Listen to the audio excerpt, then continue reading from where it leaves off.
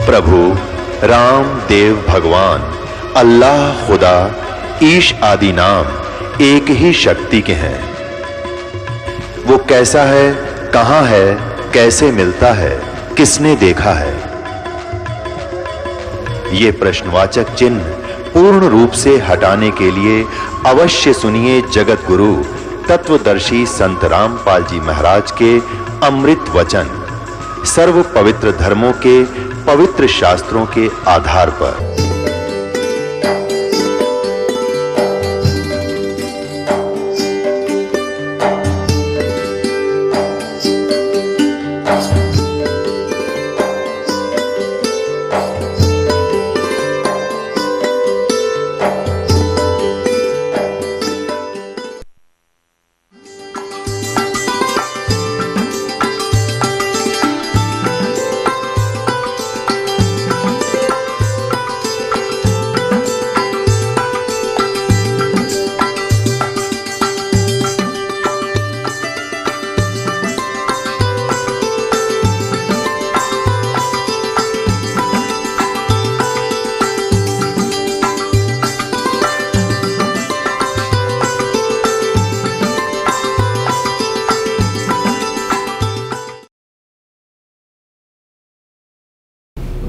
सतगुरुदेव की जय।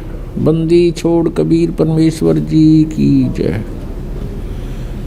बंदी छोड़ गरीबदास जी महाराज जी की जय। स्वामी रामदेवानंद जी गुरु महाराज जी की जय।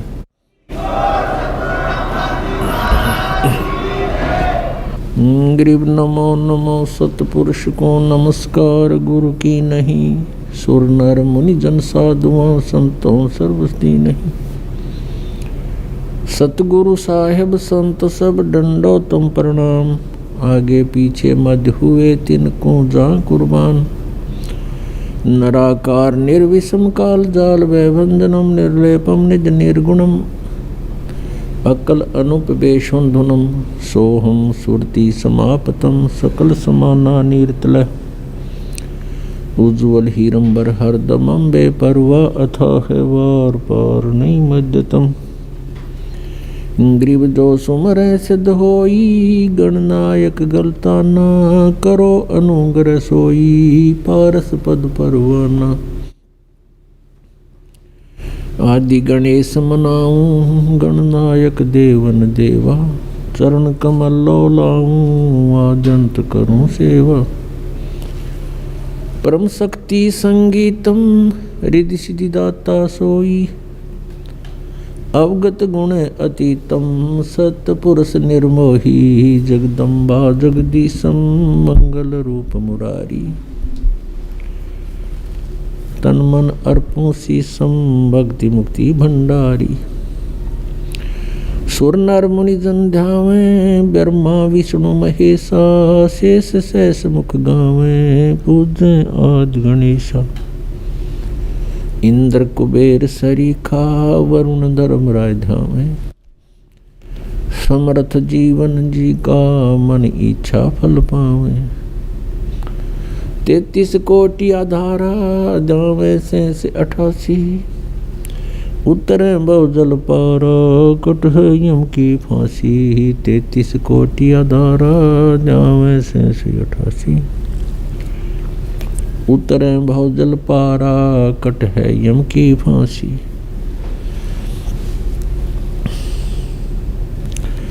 कर जोरूं विनती करूं, धरूं चरण पर शीसे।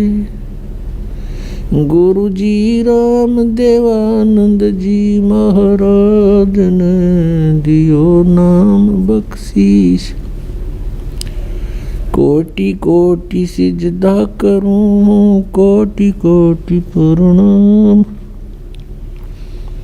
चरण कमल में राखियो मैं बंदी जाम गुलाम। कुत्ता हूँ गुरु देव का, रामपाल दास का नाम। गले प्रेम की जेवड़ी, जाके चोभा जाऊं मैं। तो करो तो बावड़ू, दूर दूर करो तो जाऊं, जो राखो त्यों ही रहूं, जो देवो सुख। जय इब के सतगुरु मिले, सब दुख आँखों रोए, चरणों ऊपर शीस धरूं, कहूँ जो करनी हो। कबीर गुरु जी मिलेंगे, पूछेंगे कुशलात, आदि अंत की सब कहूँ, अपने दिल की बात। गुरु जी तुम ना भूलियो, चाहे लाख लोग मिल जाएं, हमसे तुमको बहुत है, तुम जैसे हमको नहीं। तुमरे विसारे क्या बने, मैं किसकी शरण में जाऊं। शिव बिरंच मुनि नारद, तिनके हृदय न समाऊं। अवगुण किए तो बहुत किए, करत न मानी और, बावे बंदा बख्श दियो, बावे गर्दन उतार। अवगुण मेरे बाप जी, बख्शो गरीब नवाज, जो मैं पूत कुपूत हूँ, बोहर पिता को लाज। मैं अपराधी जन्म का, नकसिक भरे विकार, तुम दाता दुख भंजना, मेरी करो संवार। सूरत करो मम साइया, हम हैं भव जल माई, आप ही बह जावांगे, जो तुम न पकड़ोगे बाँ। बंदी छोड़ दयाल जी, तुम तक हमारी दौड़े, जैसे काग जहाज को सुहजत और न ठोरी। परमपिता परमात्मा पूर्ण ब्रह्म, सर्व सृष्टि रचनहार, कुल मालिक कबीर परमेश्वर जी हम सभी आत्माओं के पिता हैं। जितने भी यहाँ 21 ब्रह्मांड के अंदर आत्माएं हैं, ये सभी उस परमेश्वर कबीर जी की आत्माएं हैं। अब यहाँ हम काल के लोक में रह रहे हैं। इस काल के लोक में प्राणी सुखी नहीं हो सकता, और हम यहाँ सुख की खोज कर रहे हैं। जिसके पास धन नहीं है वो चाहता है कि मैं धनवान हो जाऊं, सुखी हो जाऊंगा। जिसके पास संतान नहीं है वो सोचता है मुझे संतान प्राप्ति हो जावे, मैं सुखी हो जाऊंगा। कोई रोगी है वो ये सोचता है मैं स्वस्थ हो जाऊं फिर मैं सुखी हो जाऊंगा। कोई धनवान है वो ये सोचता है कि सुख तो इन राजा लोगों को होगा, और राजा लोग सोचते हैं कि सुख तो स्वर्ग में होगा। स्वर्ग के देवता इंद्र राजा जो हैं वो सोचते हैं कि सुख तो ब्रह्मा विष्णु महेश को होगा, हमें सुख नहीं। और ब्रह्मा विष्णु महेश को सुख बिल्कुल नहीं। उदाहरणार्थ जैसे भगवान श्री विष्णु जी के अवतार श्री रामचंद्र जी राजा दशरथ के घर जन्म ले करके अयोध्या में प्रकट हुए। उनका फिर विवाह हुआ, विवाह होते ही वनवास हुआ, वनवास से उनकी धर्मपत्नी का अपहरण हुआ, फिर युद्ध हुआ, 12 वर्ष तक युद्ध हुआ। युद्ध तो 2-4 मिनट घंटे का बहुत हो जाता है। उसके पश्चात रावण का वध करके सीता जी को घर ले आए। कुछ ही दिनों के बाद, कुछ वर्षों के उपरांत किसी के व्यंग से सीता जी का परित्याग कर दिया, अपनी धर्मपत्नी का, जो गर्भवती थी। स्वयं कहीं रहे, संतान कहीं रही। तो इससे सिद्ध है कि उस विष्णु जी को भी यहाँ सुख नाम की चीज नहीं। फिर वही विष्णु जी के अवतार श्री कृष्ण रूप में जेल में जन्म हुआ, मामा शत्रु हो गया। कभी जरासिंह, कभी शिशुपाल, कभी पूतना, कभी केसी आदि से उनको मरवाने का प्रयत्न जारी रहा। अंत में भगवान ने मथुरा को त्याग दिया, समुद्र में जाके एक टापू पर शरण ली। वहाँ एक द्वार की नगरी बना करके सारी सेना को वहाँ रख करके शेष जीवन वहाँ व्यतीत किया। उसके उपरांत अंत समय क्या हुआ भगवान श्री कृष्ण जी का, 56 करोड़ उनके वंशज हो गए थे। 56 करोड़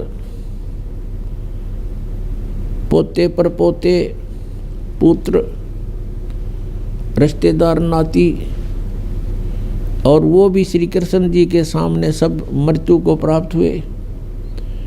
आपसी युद्ध हो गया दुर्वासा जी के श्राप से, और श्री कृष्ण जी के सामने पूरा कुल नाश हो गया। क्या वो प्राणी सुखी हो सकता है जिसके आगे सारे मर जाएं? तो यहाँ परमात्मा कबीर परमेश्वर जी हमें याद दिलाते हैं, भजन करो उस रब का जो दाता है कुल सब का। भजन करो उस रब का जो दाता है कुल सब का। उस परमेश्वर की भक्ति करो जो सबका मालिक है, सबका दाता है। श्रीमद् भगवत गीता अध्याय नंबर 15 के श्लोक 1 से 4 में ये बताया गया है कि ऊपर को जड़ वाला, नीचे को तीनों गुण रूपी शाखा वाला, ये उल्टा लटका हुआ संसार रूपी वृक्ष है। ऊपर को मूल जो जड़ें हैं वो तो समझो परम अक्षर ब्रह्म है, पूर्ण परमात्मा, वो सब का मालिक। और नीचे को तीनों गुण रूपी शाखा, रजगुण ब्रह्मा, सतगुण विष्णु, तमगुण शिव जी रूपी शाखाएं हैं। और जो संत इन उल्टे लटके हुए संसार रूपी वृक्ष के सभी विभागों को भिन्न भिन्न बताता है, स वेदवित, वो वेद के तात्पर्य को जानने वाला है, अर्थात वो तत्वदर्शी संत है। परमेश्वर स्वयं भूमिका करते हैं, सतलोक से चलकर यहाँ आते हैं। यहाँ के भगवान काल द्वारा फैलाया गया अज्ञान, उसका नाश करते हैं, अपने तत्व ज्ञान रूपी टॉर्च से उस अंधेरे को हटाते हैं। तत्व ज्ञान रूपी सूर्य का उदय करके अज्ञान रूप अंधकार को समाप्त करते हैं। वो उसमें यहाँ कुछ समय के लिए रहते हैं और अपनी अमृतवाणी को उच्चारण कर करके सुनाते हैं, जो बाद में लिपिबद्ध कर ली जाती है। परमेश्वर ने कहा था, अक्षर पुरुष एक पेड़ है, निरंजन वा की डार, और तीनों देवा शाखा हैं ये पात रूप संसार। जो हिस्सा जमीन से बाहर दिखाई देता है पेड़ का, वो तुरंत जमीन से बाहर जो मोटे वाला होता है उसको तना बोलते हैं। और जड़ें प्रोक्ष है, गुप्त है। तो मूल मालिक तो गुप्त है, प्रोक्ष है, उसका तो यहाँ के सदग्रंथों में जिक्र नहीं। वो तो स्वयं परमेश्वर ने आके बताई है अपनी महिमा। उस तने को समझो ये अक्षर पुरुष है, उसके तने के फिर मोटी डार होती है, उसको समझो सरपुरुष, सरपुरुष। और उस डार के फिर 3 शाखाएं हों, वो रजगुण ब्रह्मा, सदगुण विष्णु, तम गुण शिव जी जानो। श्रीमद् भगवत गीता अध्याय नंबर 4 के श्लोक नंबर 32 में कहा है कि जो श्लोक नंबर 25 से लेकर 31 तक जो भी साधनाओं का वर्णन किया गया है वो पर्याप्त नहीं है, लेकिन साधक अपनी अपनी साधनाओं को पापनाशक ही मानते हैं। इस प्रकार की यज्ञों का विस्तार के साथ वर्णन है सच्चिदानंद घन ब्रह्म की वाणी में। ब्रह्म ने मुखे यानी सच्चिदानंद घन ब्रह्म ने स्वयं आकर के अपने मुख कमल से वो तत्व ज्ञान बोला होता है, उसको परम अक्षर ब्रह्म की वाणी कहते हैं। उस वाणी में वो विस्तार के साथ कहे गए हैं। उनको जानने के बाद फिर पूर्ण रूप से कर्म बंधन से मुक्त प्राणी हो जाता है। गीता जी अध्याय नंबर 4 के श्लोक नंबर 34 में तुरंत कहा है कि उस तत्व ज्ञान को जो परमेश्वर ने स्वयं आकर बोला होता है, किसी तत्वदर्शी संतों के पास जाकर समझ उनको दंडवत प्रणाम करने से, कपट छोड़कर प्रसन्न करने से वो तत्वदर्शी संत तुझे उस परमात्म तत्व का ज्ञान कराएंगे। इससे एक बात तो ये सिद्ध होगी कि गीता ज्ञानदाता भी उस तत्व ज्ञान से अपरिचित है, इसलिए संतों के पास जाने को कह रहा है। अब यहाँ गीता जी अध्याय नंबर 15 के श्लोक नंबर 1 से 4 में परमेश्वर ने स्वयं अपनी महिमा का गुणगान किया है। अक्षर पुरुष एक पेड़ है, निरंजन वा की डार, सरपुरुष जिसको कहते हैं, सरपुरुष वा की डार, और तीनों देवा शाखा हैं ये पात रूप संसार। अब गीता जी अध्याय नंबर 15 के श्लोक 4 में कहा कि उस तत्व ज्ञान की प्राप्ति के उपरांत तत्व ज्ञान रूपी शस्त्र के द्वारा इस अज्ञान रूपी उलझी हुई गुत्थी को काटकर अर्थात समझकर उसके पश्चात परमेश्वर के उस परम पद की खोज करनी चाहिए, जहाँ जाने के बाद साधक फिर लौटकर कभी संसार में नहीं आते, अर्थात उनका जन्म मृत्यु सदा के लिए समाप्त हो जाता है। और जिस परमेश्वर ने सर्व ब्रह्मांडों की रचना की है उसी की भक्ति करनी चाहिए, अन्य की नहीं। गीता ज्ञानदाता यहाँ अपनी भक्ति को भी न करने की सलाह दे रहा है। क्यों दे रहा है? क्योंकि गीता जी अध्याय नंबर 4 के श्लोक नंबर 5 तथा 9 में, गीता अध्याय नंबर 2 श्लोक 12 में, गीता अध्याय नंबर 10 श्लोक 2 में ये स्वयं कहता, अर्जुन तेरे और मेरे बहुत जन्म हो चुके हैं, तू नहीं जानता मैं जानता हूँ।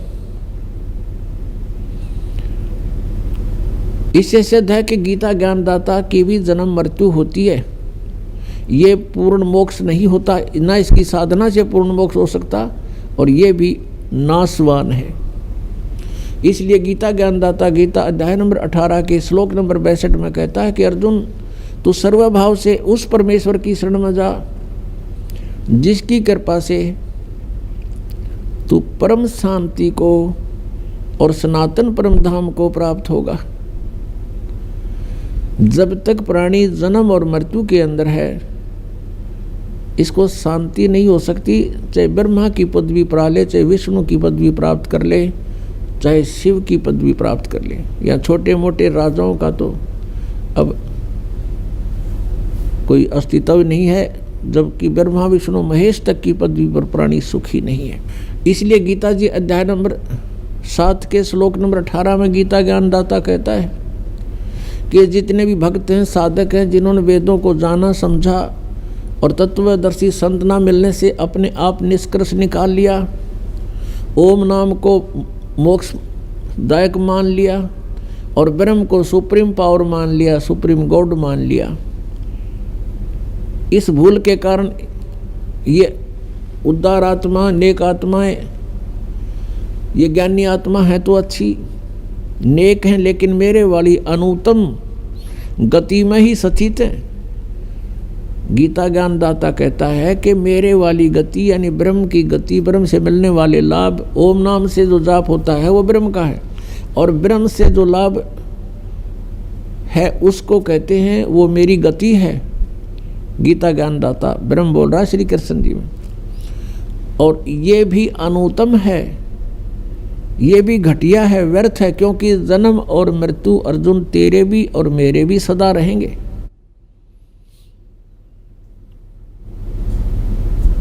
पुण्यात्माओं, श्रीमद् भगवत गीता अध्याय नंबर 15 के श्लोक नंबर 16 और 17 में ये 3 पुरुष बताए, 3 प्रभु। एक सरपुरुष, ये 21 ब्रह्मांड का पुरुष प्रभु है, स्वामी है, मालिक है, ये कुल का मालिक नहीं है।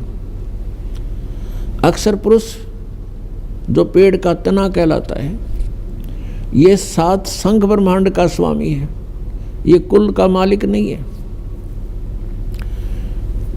गीता जी अध्याय नंबर 15 के श्लोक 16 में कहा कि सरपुरुष और अक्षर पुरुष ये 2 प्रभु प्रसिद्ध हैं, और इनके लोकों में तथा ये स्वयं जितने भी प्राणी हैं ये सभी नाशवान हैं, और जीवात्मा सभी की अमर है। इसलिए गीता जी अध्याय नंबर 15 के श्लोक 17 में तुरंत कहा है कि उत्तम पुरुष है तो अन्य परमात्मा इति उदाहरते, कि पुरुषोत्तम श्रेष्ठ प्रभु, श्रेष्ठ परमात्मा, कुल का मालिक तो कोई और है जिसे परमात्मा कहते हैं। परमात्मा का अर्थ होता है श्रेष्ठ आत्मा, और श्रेष्ठ आत्मा वो होती है जिसकी शरण में कोई प्राणी दुखी नहीं हो सकता, केवल सुख सुख प्राप्त होता है। लेकिन यहाँ प्रभु पुरुष परमात्मा स्वयंभू घने हो गए, इसलिए यहाँ परमात्मा ने डिफाइन करना पड़ा कि उसको परमात्मा कहते हैं जो सबसे उत्तम सरपुरुष और अक्षर पुरुष से भी कोई अन्य है और है, और वही तीनों लोकों में प्रवेश करके सबका धारण पोषण करता है। वो है वास्तव में अविनाशी परमेश्वर। तो पुण्यात्माओं, हम सभी कहते थे भक्ति कर ले भाई, किसी भी संत या पंथ में या किसी ग्रंथ में हम पढ़ा करते थे तो सभी प्रेरणा करते थे भगवान की भक्ति करो भाई। मनुष्य जीवन बार बार प्राप्त नहीं होता, परमात्मा की भक्ति करनी चाहिए, मनुष्य जीवन का मुख्य उद्देश्य ही भक्ति करना है। लेकिन हमें ये नहीं पता था कि कौन से राम की भक्ति करें, कौन से प्रभु की हम भक्ति करें। गीता जी अध्याय नंबर 4 के श्लोक नंबर 33 में कहा कि अर्जुन, द्रव्य में यज्ञ से ज्ञान यज्ञ श्रेष्ठ है। द्रव्य में यज्ञ होती है जो धन से, जैसे कोई भंडारा करवा देते हैं, कितने और श्राद्ध कर देते हैं, या कहीं धर्मशाला बनवा देते हैं, या कहीं मंदिर बनवा देते हैं, और कहीं अनाथालय खुलवा देते हैं, कोई कुआं या प्याऊ बनवा देते हैं। तो ये कहा कि इस प्रकार जो आँख मीच के अंधाधुंध कोई तुम बगैर ज्ञान के पूर्ण करते हो, उसको करने से पहले उसके बारे में जानकारी होनी चाहिए। यानी ज्ञान यज्ञ श्रेष्ठ है। संतों का सत्संग सुनो और ज्ञान समझ के फिर जैसे संत बतावें और जैसे ग्रंथ अलाउड करें, जो हमारे सदग्रंथों में प्रमाणित है, उसी तरह ही तुम दान पुण्य करो तो लाभदायक है, अन्यथा नहीं। तो पुण्यात्माओं, हमने अपने सदग्रंथों को आधार मान के अपनी साधना करनी पड़ेगी, और तभी हम सफल होंगे। अन्यथा परमात्मा के मंत्रों की, किसी भी परमात्मा के सदग्रंथ की कोई वाणी को आप याद करते रहोगे, आवर्ती करते रहोगे, बार बार उसका अध्ययन करोगे, उससे मोक्ष नहीं होगा, अन्य फल मिल जाते हैं। लेकिन वो फल अस्थायी होते हैं, और मोक्षदायक नहीं होते, उससे मनुष्य जन्म का उद्देश्य पूर्ण नहीं होता। तो सबसे पहले हमने ज्ञान सुनना चाहिए कि कौन से परमात्मा की भक्ति करें। जैसे गीता ज्ञानदाता कहता है कि तू सर्वभाव से उस तत्ब्रह्म की शरण में जा। तत्ब्रह्म यानी उस परमात्मा की शरण में जा, उस परमेश्वर की शरण में जा। गीता ज्ञानदाता अध्याय नंबर 7 के श्लोक नंबर 29 में कहता है कि मैं जो ज्ञान दे रहा हूं कि तत्वदर्शी संत की खोज करो और तत्वदर्शी संत के बताए मार्ग अनुसार तुम साधना करो। उसके पश्चात मेरे इस ज्ञान का जो आश्रय कर लेता है, इसको शिरोधार्य करके तत्वदर्शी संत की खोज कर लेता है, और फिर वो व्यक्ति जो तत्ब्रह्म को जान लेते हैं और जो पूरे अध्यात्म ज्ञान से परिचित हो जाते हैं और जो सब कर्मों से परिचित हो जाते हैं, वे केवल जरा और मरण से छूटने का ही प्रयत्न करते हैं। जरामीन वृद्ध अवस्था का कष्ट और मरणमीन मृत्यु, वो केवल इस बुढ़ापे के दुख से और मृत्यु के दुख से छूटने का ही प्रयत्न करते हैं। वो तत्ब्रह्म को जानते हैं, पूरे आध्यात्मिक ज्ञान से परिचित हैं और वो सभी कर्मों से भी परिचित है।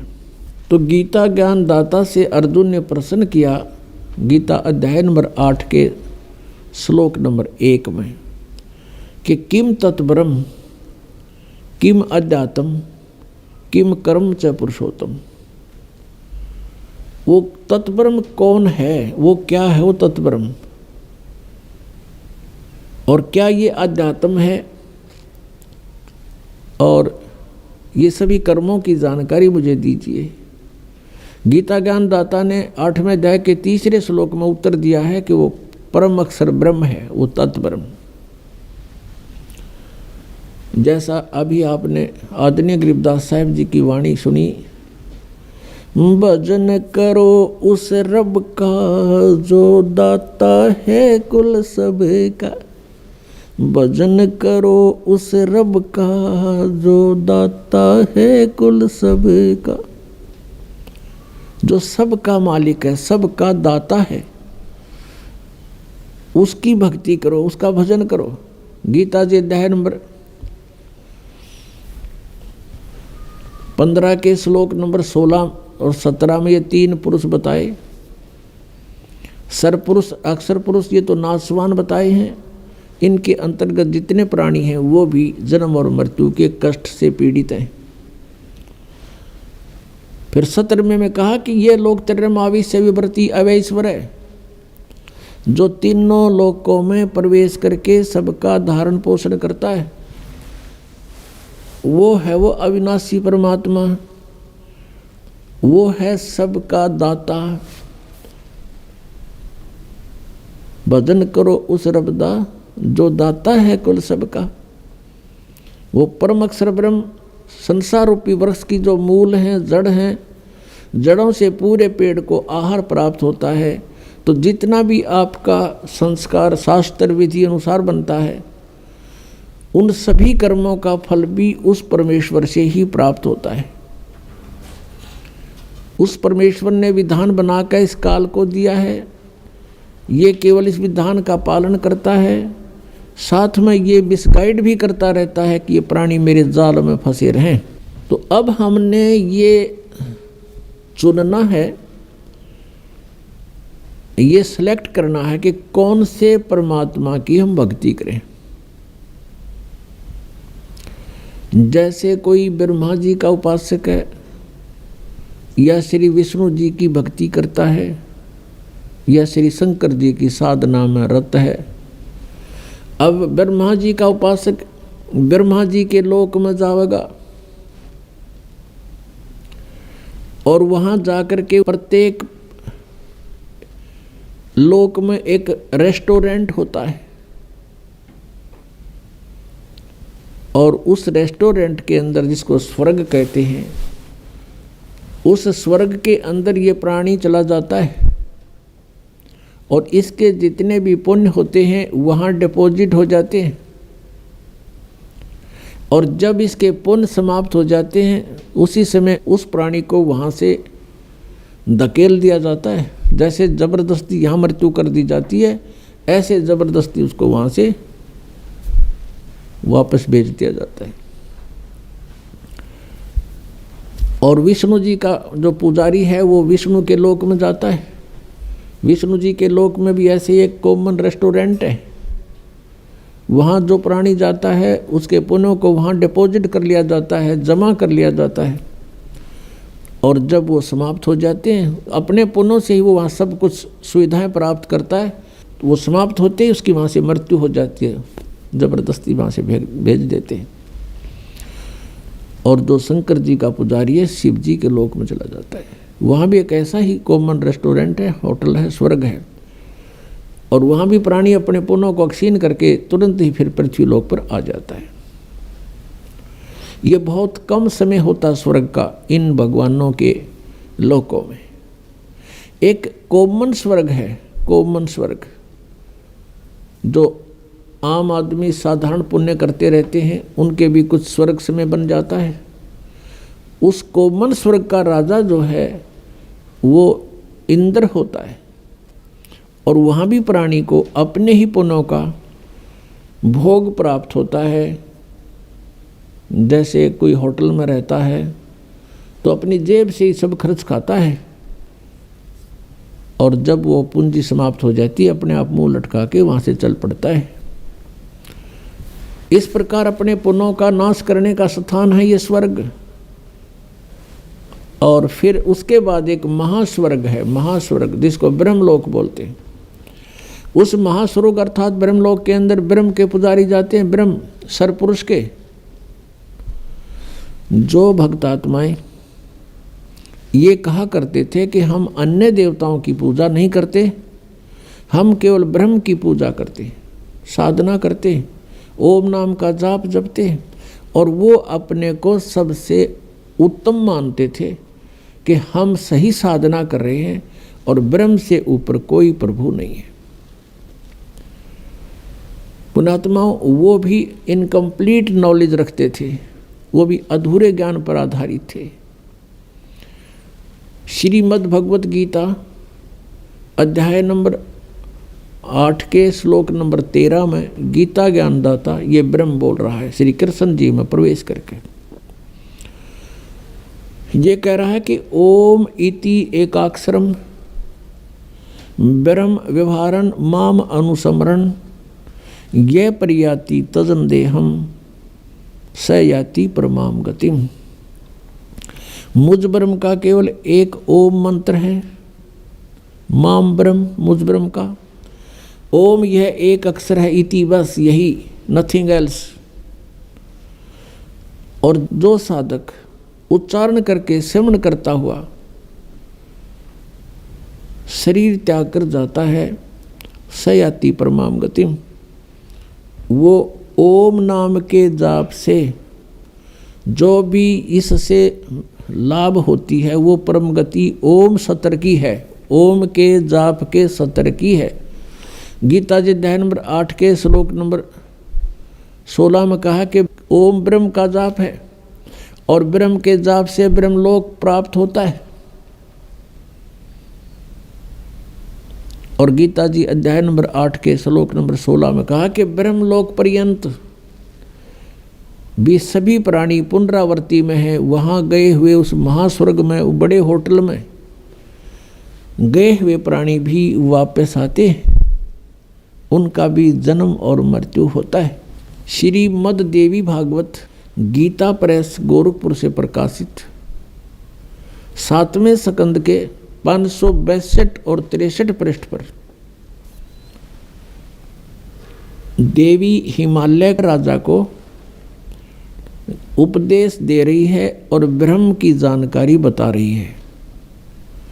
वो बता रही है कि सब पूजाओं को त्याग कर केवल एक ब्रह्म की पूजा करो, उसका ओम नाम है। ब्रह्म की पूजा करो, उसका एक ओम नाम है। उस ओम नाम का जाप करते हुए ब्रह्म प्राप्ति का टारगेट बना के जो साधक साधना करता है वो ब्रह्म को प्राप्त होता है, वो ब्रह्म लोक में चला जाता है। वो ब्रह्म कहाँ रहता है? वो ब्रह्म लोक में रहता है। अब गीता ज्ञानदाता ब्रह्म है। ये गीता जी अध्याय नंबर 18 के श्लोक नंबर 62 में, गीता जी अध्याय नंबर 15 के श्लोक नंबर 4 में ये स्पष्ट कर रहा कि अर्जुन तू सर्वभाव से उस परमेश्वर की शरण में जा। कोई अन्य भगवान है गीता ज्ञानदाता से, उसकी कृपा से ही तू परम शांति को और सनातन परम धाम को प्राप्त होगा। और गीता जी अध्याय नंबर 15 के श्लोक नंबर 4 में कहा कि जब तत्वदर्शी संत मिल जावे उसके पश्चात परमेश्वर के उस परम पद की खोज करनी चाहिए जहाँ जाने के बाद साधक फिर लौटकर संसार में नहीं आते। और जिस परमेश्वर ने सब ब्रह्मांडों की रचना की है उसी की भक्ति करो, उसी की शरण में रहो, और की नहीं। गीता ज्ञानदाता अपनी सतिथि बता ही रहा कि अर्जुन तेरे और मेरे बहुत जन्म हो चुके हैं, तू नहीं जानता मैं जानता हूं। इससे सिद्ध हो गया कि गीता ज्ञानदाता जो सरपुरुष है जिसको ब्रह्म भी कहते हैं, इस ब्रह्म के साधक भी जन्म और मृत्यु के ही जाल में, इस कर्म में फंसे रहते हैं। और जब तक प्राणी जन्म और मृत्यु के कर्म में है वो सुखी नहीं हो सकता, उसको परम शांति नहीं हो सकती। इसलिए गीता जी अध्याय नंबर 18 के श्लोक नंबर 62 में कहा है कि अर्जुन तू सर्वभाव से उस परमेश्वर की शरण में जा, उसकी कृपा से ही तू परम शांति को और सनातन परम धाम को प्राप्त होगा। और गीता जी अध्याय नंबर 15 के श्लोक नंबर 4 में स्पष्ट कर दिया कि उस परमेश्वर के उस परम पद की खोज करनी चाहिए जहाँ जाने के बाद साधक फिर लौटकर कभी संसार में नहीं आती। तो ये है वो पूर्ण मोक्ष। तो ये जो ब्रह्म तक की साधना करके अपने आप को ये समझते थे कि हम बहुत अच्छी उपलब्धि कर रहे हैं, ये भी जन्म और मृत्यु के इस चक्कर में पूर्ण रूप से फंसे हुए। और ये ब्रह्म काल है, ये काल के पुजारी थे। जितने भी ऋषि महर्षि हुए हैं ये सब ब्रह्म साधना करते थे। श्रीमद् भगवत गीता अध्याय नंबर 7 के श्लोक नंबर 1 से 5 में कहा कि अर्जुन अब मैं तुझे ऐसा ज्ञान सुनाऊंगा जिस ज्ञान को जानने के बाद कुछ भी जानना शेष नहीं रहेगा।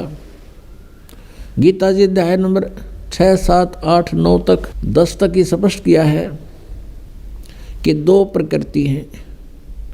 एक तो ये दुर्गा है, यह तो चेतन प्रकृति है, और बाकी ये 5 तत्व और ये सब अंतःकरण अहंकार मिलाकर ये 8 विभागों में जो बटी हुई है ये मेरी जड़ प्रकृति है। और फिर ये कहा कि बलवानों का बल, बुद्धिमानों की बुद्धि मैं ही हूँ। अर्थात जब चाहे मैं जिसको ताकत दे दूं, जब चाहे किसी को बुद्धि दे दूं, जब चाहूँ उसकी ताकत को वापस अक्षीण कर दूं, और जब चाहे उस बुद्धिमान की बुद्धि पर पर्दा डाल दूं। पुण्यात्माओं, जैसे अर्जुन को काल ने शक्ति दे दी जब उसने महाभारत का युद्ध करवाना था, क्योंकि श्री कृष्ण मना कर रहे थे, युद्ध से पहले भी मना करते थे कि युद्ध ना करो भाई, नाश हो जाएगा,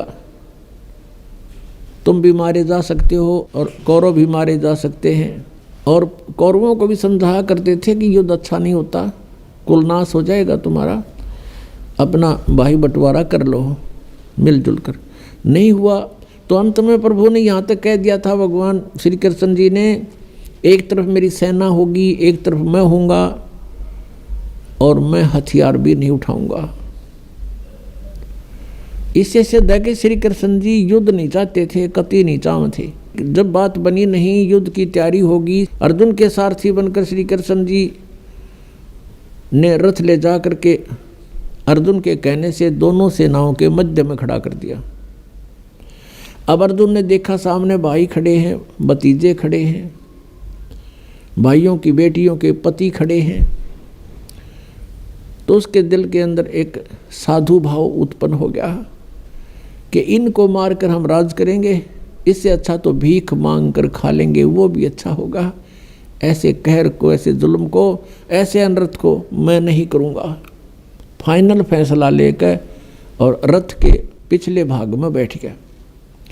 अब काल ने देखा, जिसने यो नाश करवाना था इस ब्रह्म ने, कि बात बिगड़गी, उसी समय स्वयं आकर के श्री कृष्ण जी में प्रवेश कर गया और फिर युद्ध के लिए उसने वो हथकंडे अपनाए जो अर्जुन को तैयार करके छोड़ा।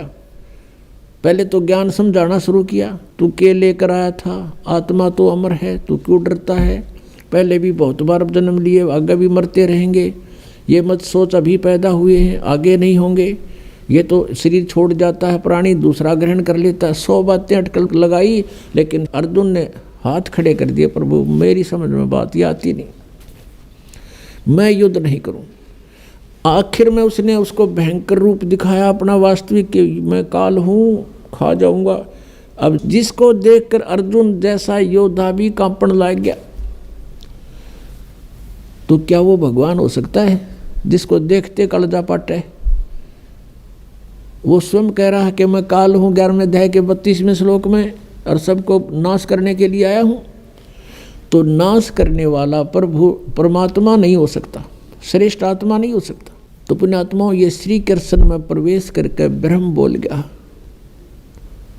और इसने ये महाभारत का युद्ध करवा दिया, नाश करवा दिया।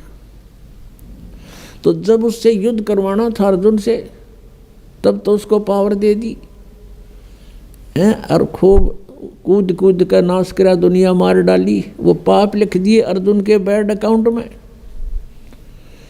फिर जब श्री कृष्ण जी का पूरा कुल नाश हो गया और श्री कृष्ण जी का भी वध कर दिया गया विषाक्त तीर मार के, एक शिकारी के द्वारा धोखे से लग गया। वो शिकारी कौन था? वो शिकारी था बाली वाली आत्मा, जो त्रेता युग में विष्णु जी श्री राम रूप में आए हुए थे। उस समय सुग्रीव के भाई बाली को श्री राम रूप में विष्णु जी ने धोखे से मारा था, वृक्ष की ओट लेकर। तब बाली ने कहा था कि तू अगर शूरवीर था तो सामने आता, और ऐसे तूने कायरता से मुझे मारा है, ये दंड तूने भोगना पड़ेगा, मेरा बदला देना होगा। उस समय फिर बुद्धि दे दी काल ने रामचंद्र जी को, कहा कि तेरा बदला दूंगा द्वापर युग में। वही विष्णु श्री कृष्ण रूप में आए। वो बाली वाली आत्मा एक शिकारी बना, शिकारी ने एक विषाक्त तीर बनवा लिया जहर से बुझा हुआ, और श्री कृष्ण जी प्रभास क्षेत्र में एक पेड़ के नीचे लेटे हुए थे। वहाँ उसके पैर के तलवे में एक पद्म था। उस पद्म की बहुत चमक होती है, जैसे दिन के समय में 100 वाट का बल्ब जग रहा हो और उसकी टिमटिमाती सी रोशनी चमक दिखाई देती है। ऐसे वृक्ष के झुरमटों के बीच से उस शिकारी ने देखा कि कोई मृग बैठा है, लगता है उसकी आंखें चस रही है, और वो थे भगवान श्री कृष्ण जी के पैर में लगा हुआ पद्म। शिकारी ने आओ देखा ना ताव देखा, पत्तों के अंदर से निशाना साध दिया और उस तलवे पर ठोक दिया विषाक्त तीर, जिससे श्री कृष्ण जी का वध हुआ। उसके पश्चात 500 पांडव रिलेटिव थे, वो वहाँ पहुँचे, अर्जुन की ड्यूटी लगा दी। श्री कृष्ण ने मरते मरते कहा था कि अर्जुन तुम सभी यहाँ की औरतों को ले जाना, यहाँ कोई पुरुष बचा नहीं, आसपास के लोग इनकी बेइज्जती करेंगे, ये मेरी प्रार्थना है। तो अर्जुन सभी गोपियों को, सभी औरतों को लेकर के वहाँ चल पड़ा था, और वही धनुष उसके पास था जिससे उसने महाभारत का युद्ध जीता था। रास्ते के अंदर अर्जुन को भीलों ने घेर लिया, अर्जुन को पीटा और सारा धन लूट लिया, कुछ औरतों को भी साथ घसीट ले गए। अर्जुन खड़ा खड़ा देख रहा है और कांप रहा है, उसके हाथ से वो धनुष नहीं चल रहा है। अब जब वो सारा एपिसोड हो लिया, भील चले गए, तब अर्जुन कहता है कि ये कृष्ण हमारा दुश्मन था, रिलेटिव नहीं था, इसने हमारे साथ सदा धोखा किया। जब मैं युद्ध के मैदान में लड़ रहा था मुझे इतनी शक्ति दे दी कि एक तीर से 20-20 मार देता था, और आज वही अर्जुन है, वही ये गांडीव धनुष है, आज ये मेरे से चल भी नहीं रहा।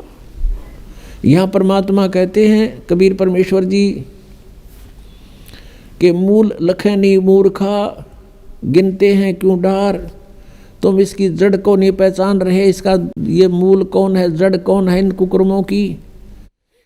तो भगवान श्री कृष्ण छलिया नहीं थे, ये काल सब खेल करवा रहा है। ये कहता है बलवानों का बल, बुद्धिमानों की बुद्धि मेरे हाथ में है, जब चाहे बल प्रदान कर दूं, जब चाहे मैं छीन लूं। जिसमें श्री रामचंद्र जी वनवास में थे, सीता जी का अपहरण हो गया था, उनकी धर्मपत्नी का, वो लिपट लिपट कर पेड़ों से और वन्य जानवरों से रो रहे थे, पूछ रहे थे मेरी सीता को देखा। ऊपर से भगवान शिव और पार्वती भी झांक रहे थे। भगवान शिव ने प्रणाम किया क्योंकि ये उनके बड़े भाई हैं। पार्वती ने देखा कि आप किसको प्रणाम कर रहे हो। भगवान शिव ने कहा कि नीचे भगवान विष्णु हैं राम रूप में, मैं उनको प्रणाम कर रहा हूँ। पार्वती कहने लगी भगवान होकर रोए, मैं तो नहीं मानती ये विष्णु जी हो सकते हैं, मैं इसकी परीक्षा लूँगी। भगवान शिव ने कहा कि तो परीक्षा मत लेना और सीता रूप मत बनाना, मेरे काम की नहीं रहेगी तू। उस समय तो पार्वती जी ने कहा कि ठीक है, मैं नहीं परीक्षा लूँगी। जब भगवान शिव जी इधर उधर गए सैर सपट्टे को, पीछे से सीता रूप बनाया, श्री रामचंद्र जी के सामने खड़ी होगी। अब रामचंद्र जी ने उस समय पार्वती जी को पहचान लिया, क्योंकि काल ने उसकी बुद्धि ऑन कर दी और पहले ऑफ कर दी। अपनी पत्नी का तो न्यों पता ना, वह ले गया कौन उठा के, और फिर वो ज्योतिषी हो गया, भविष्य का वक्ता हो गया। एकदम पहचान लिया कि तू तो पार्वती है, ये दक्ष पुत्री यहाँ कैसे आ गई, भगवान शिव को क्यों छोड़ आई।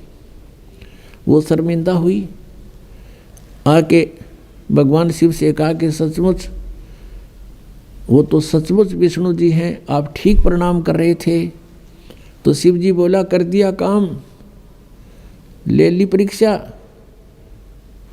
हंसने लगी, नीचा मुंह कर लिया। तो उस दिन से उसने भगवान शिव ने कहा कि तू आज मेरे काम की नहीं रही, क्योंकि तूने मेरी माँ का रूप बना लिया। बड़े भाई की पत्नी माता के तुल्य होती है, कि तूने मेरी माँ का रूप बना लिया, मेरे काम की पत्नी रूप में नहीं रही। तो पुण्यात्मा युग काल के इसे बखेड़े हैं। अब उस पार्वती ने सोचा कि यो पक्का है जद का। अब यो मुंह तो बोला नहीं, बोलना बंद कर दिया। कई दिन तो रही उसके साथ, फिर वो बात ही नहीं कर रहा, मुंह फेर कर बैठ जाता है। पार्वती ने सोचा यो तो नरक हो गया, घर नहीं रहा। तो बेटी को फिर कुछ दिखाई नहीं देता, अपना पीहर दिखाई देता है मायका। उन्होंने सोचा अपने माँ के चलती हूँ, कुछ दिन इसकी बुद्धि ठिकाना आ जाएगी। अब वो आ गई राजा दक्ष के घर पे, अपने पिता के घर पे। उधर से राजा दक्ष के घर पर एक यज्ञ चल रहा था, धार्मिक अनुष्ठान हो रहा था। और धार्मिक अनुष्ठान में ये नियम था उनका, ब्राह्मणों का बनाया हुआ, ऋषियों का, जब कोई राजा या कोई अनुष्ठान करवाता है तो सभी बेटियों को, रिश्तेदारों को अवश्य आमंत्रित किया जाता है। तो राजा दक्ष ने अपने सभी दामादों को आमंत्रित किया हुआ था, लेकिन शिव को और पार्वती यानी उस शक्ति को नहीं आमंत्रित किया था, अपनी पुत्री को। कारण क्या था कि भगवान शिव के साथ उसने गिरिजा ने अपनी मर्जी से विवाह किया था। राजा दक्ष इस विवाह के पक्ष में नहीं था। बहुत विरोध भी करने के बाद इस गिरिजा ने भगवान शिव से विवाह करके चली गई थी। इससे अक्षुब्ध होने के कारण पार्वती को और शिव को नहीं बुलाया था। तो पार्वती ने घर पे देखा कि सभी बहन आई हुई हैं और उनके पति भी आए हुए हैं, उनका उचित आसन दे रखा है, सबका प्रतिदिन का भाग भी उनको समर्पित कर रखा है। जैसे पंडित आपने देखा होगा ना, पंडितों का सांग न्यारा होता है। जैसे विवाह कराते हैं, फेरे कराते हैं, कहेंगे करके दो सुबह सुबह दर दे 11 रुपये, फिर सुबह सुबह 21 वहाँ रख दे, 22 उसको दे दे, 5 उसके हाथ में दे दे, फलाने का तिलक कर दे, ये न्यू रखा करें। तो ऐसे ही वहाँ कर रखा था कि प्रतिदिन जितने भी वो दामाद आए हुए थे सबको जो हिस्सा होता था 500 रुपये इनको दे दो, वहाँ रखे जाते थे उनके सामने। तो ऐसा किया जा रहा था। भगवान शिव का कहीं आसन भी नहीं था और जो बहनों के बटेऊ यानी पति नहीं आए हुए थे पार्वती की बहनों के, उनका आसन लगा रखा था, उनका हिस्सा फिर भी वहाँ रखा जा रहा था, उनका स्थान निर्धारित अलग से किया हुआ था। शिव का वो भी नहीं था। तो पार्वती अपनी माँ के पास गई। अब बेटी का माँ के ऊपर जोर चला करे, अपनी माँ से जाकर कहा कि माँ तुमने सभी मेरी बहनों को बुला लिया और उनके पति भी आए हुए हैं, लेकिन आपने अपने दामाद को नहीं बुलाया, ना हमें आमंत्रित किया। तो माँ ने कहा बेटी मैंने तो तेरे पिताजी से बहुत कहा, लेकिन ये अपनी जिद पर अड़ा हुआ है और गलती बेटी तेरी भी है। तूने अपने पिता की आज्ञा का उल्लंघन करके विवाह किया है जिससे वो अक्षुब्ध है। ना तो मेरी वो मानता और ना मेरी तू मानती, मेरा आगे जिक्र मत। अब पार्वती को बड़ा दुख हुआ। फिर वो अपने पिता के पास गई और पिता से प्रणाम करके कहा कि पिताजी आपने अपने दामाद को आमंत्रित क्यों नहीं किया और सभी को कर रखा है। राजा दक्ष ने कहा कि तेरे को किसने बुलाया है, तू आई क्यों यहाँ पर, बिना बुलाए नहीं आना चाहिए था तुझे, तूने अपनी मर्जी से ये सारा काम किया है, मैं उसके दर्शन भी नहीं करना चाहता। ऐसे पागल के जिसके गले में सांप पड़े हो, मैंने अपनी बेइज्जती करवानी है यहाँ अपने समाज में, और तो भी मत आना, यहाँ से निकल जा वापस। अब इस बात से वो बहुत दुखी होगी। कौन? वो पार्वती। उसने देख लिया कि ना शिव जी वहाँ मेरा ठिकाना रहा, यहाँ पिताजी ने धिक्कार दिया मुझे, तो अब और कोई विकल्प नहीं रहा। अब उसने गुस्सा आ गया कि मैं तेरे यज्ञ कराती हूँ सफल। उस हवन कुंड में ये क्या करा करते ये ब्राह्मण लोग। ब्राह्मण का अर्थ कोई जाति विशेष नहीं, जो गुरु पद प्राप्त है उसको ब्राह्मण कहते हैं। जो ब्राह्मण सोए जो ब्रह्म पहचाने, ये ब्रह्म तो पहचाना नहीं था, लेकिन ये नकली ब्राह्मण जरूर प्रसिद्ध हो रहे थे गुरु रूप में। तो वो क्या करते थे, एक नया अपना दिखाने के लिए पूरा एक बहुत बड़ा हवन कुंड बना देते थे, बहुत बड़ा 8 फुट गहरा और 10 बाई 10 का चौड़ा, उसमें घेर कर लकड़, राजा का घी कौन सा करते डालना था, बरबर कड़छर कटोरे भर गहरा, स्वाहा स्वाहा, वो बक्कड़ पाट रहा पूरा, डीक बड़ा उसमें। वह पार्वती उस कुंड में हवन कुंड में कूद गई और जड़गी सारी। तत्परता से उसको निकाल अवश्य लिया, लेकिन वो उसका अस्थि पंजर शेष था, सब मांस और वो चाम जल चुका था, केवल हाड शेष थे। इस बात का पता चला भगवान शिव ने। अब वहाँ से चला अपनी सेना लेकर, कि दक्ष न मैं करूँगा सीधा। अब इस बात का पता चल गया दक्ष को कि भगवान शिव चल पड़े अपनी पूरी गणों को लेकर के। उधर से जो आए हुए थे अतिथि, उनमें ब्रह्मा जी और विष्णु जी भी उपस्थित थे। अब जब उनको न्यू पता चला कि शिव जी आ रहे हैं पूरी सेना के साथ, तो भगवान विष्णु भी खिसकन लगे और ब्रह्मा जी भी खिसकन लगे। ब्रह्मा जी तक खिसके गए, कंते कंते भी चले गए, भैया कौन मरे सिर फड़वा के। दक्ष ने भगवान विष्णु से हाथ जोड़कर कहा, आपको मैंने संरक्षक रूप में बुला रखा था, मेरी यज्ञ संपूर्ण हो तब तक आपको आमंत्रित था, आप मेरी रक्षा के लिए आए थे, आप भी जा रहे हो। विष्णु जी ने मना किया कि नहीं, मैं जा रहा हूँ, नहीं रुक पाऊंगा। ज़्यादा कहने से विष्णु जी रुक गए। उधर से शिव जी ने अपना एक गन तैयार किया अपनी जटा से, अपने मंत्र सिद्धि से, और उसको भेज दिया भैरव को कि जा तू उनके साथ युद्ध कर, मैं आ रहा हूँ पीछे पीछे, पहले तू संभाल उन्हें। भगवान विष्णु का उसका युद्ध हुआ। विष्णु जी युद्ध में पराजित होकर के भाग गए छोड़कर उन्हें। उधर से भगवान शिव आ गया। शिव जी ने राजा दक्ष की नाड़ काट दी, गर्दन काट दी। ये तो लंबी कहानी है। फिर और वो कहते हाथ पांव जोड़े, उसने रहम आ गया, एक बकरे की गर्दन उसका दक्ष का ला दी, बकरे का मुंह कर दिया ऊपर से। अब जब तक इनके श्वास हैं तो ये भगवान उनको एज इतना लाभ दे सकते। फिर क्या देखा, अब पार्वती को वहाँ जला हुआ देखा। भगवान शिव में मोह का सागर उमड़ गया। जब तक मुंह फेर कर सोया था, और अब उस जड़े हुए कंकाल को सीने से लगा लिया उठा के, और पार्वती पार्वती पार्वती पागल सा होकर न घूमो जंगला में गए, नाना ने दौड़ा। कहते 10,000 वर्ष तक ऐसे भटकता रहा, और उस अस्थि पिंजर को साथ सीने से लगा रहा पार्वती जान के। कहते हैं फिर भगवान ने देखा कि ये तो बिल्कुल मोह के अंदर पागल हो चुका है। कहते हैं सुदर्शन चक्र से उस अस्थि पिंजर के यानी पार्वती वाले उस बॉडी के हड्डों को सुदर्शन चक्र से छिन्न भिन्न कर दिया। कहते हैं जहाँ आँख पड़ी वहाँ नैना देवी, जहाँ धड़ गिरा वहाँ वैष्णो देवी, जीभ गिरी वहाँ ज्वाला देवी के मंदिरों की स्थापना होगी। अपुणात्माओं ये जैसे वैष्णो देवी का मंदिर, ज्वाला जी का मंदिर, और जैसे नैना देवी का मंदिर, ये जो मंदिर होते हैं ये यादगार होती हैं।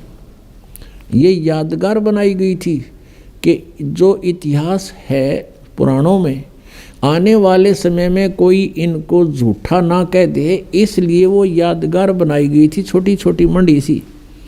और वहाँ पर पुजारी बैठा दिए गए थे, आसपास के लोगों के द्वारा एक पैसा इकट्ठा करके उनको वहाँ एक नौकरी के तौर पर छोड़ दिया था कि तुम आने वालों को यहाँ कोई दर्शनार्थ आवत इतिहास बताना कि ये मंदिर ऐसे बना है। बस इतना काम था उस पुजारी का। फिर समय बदलता चला गया, उसको किसी ने पैसे देने बंद कर दिए, तो उसने फिर वहाँ चढ़वाना शुरू कर दिया कि भाई आए हो तो दान भी करो। ऐसे फिर पीढ़ी दर पीढ़ी चल करके तो वहाँ इस प्रकार दक्षिणा का भी एक रिवाज बन गया। वास्तव में ये सिर्फ इतना ही काम है कि ये यहाँ ऐसी घटनाएं घटी थी जैसे। तो पुण्यात्माओं आगे चलते हैं, इसी कथा को पूरा करते हैं। अब प्रसंग चल रहा है कि भजन करो उस रबदा जो दाता है कुल सबका। जैसे हम श्री ब्रह्मा जी, श्री विष्णु जी, श्री शिव जी की पूजाएं करते हैं तो इन भगवानों की स्थिति इस ज्ञान से पता चलेगा। अब क्या होता है कि जब भगवान शिव ने देखा कि अस्थि पिंजर भी नहीं रहा तेरे पास, फिर उसका मोह भंग हो गया।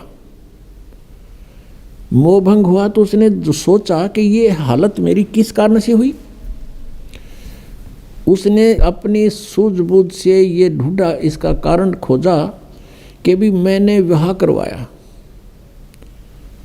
और पत्नी पर विश्वास किया, मेरी पत्नी ने मेरे से विश्वासघात किया, मेरे से पीछे से जाकर के एक परपुरुष से इसने बात की और अन्य रूप धारण कर लिया। ये कुछ भी कर सकती थी, जिस कारण से वो अक्षुब्ध हो गया और उससे बात करनी बंद कर दी। कि मैं तेरे ऊपर बहुत विश्वास करता था, तू भी विश्वासघातन निकली, तो मैं किस पे विश्वास करूं। इस निष्कर्ष से भगवान शिव ने सोचा कि मैंने विवाह करवाया तो पत्नी में मोह हुआ और पत्नी बेवफा निकली। अब ऐसा यत्न करूं कि मेरे अंदर ये काम वासना समाप्त हो जाए, जिस कारण से मुझे विवाह की आवश्यकता पड़ी।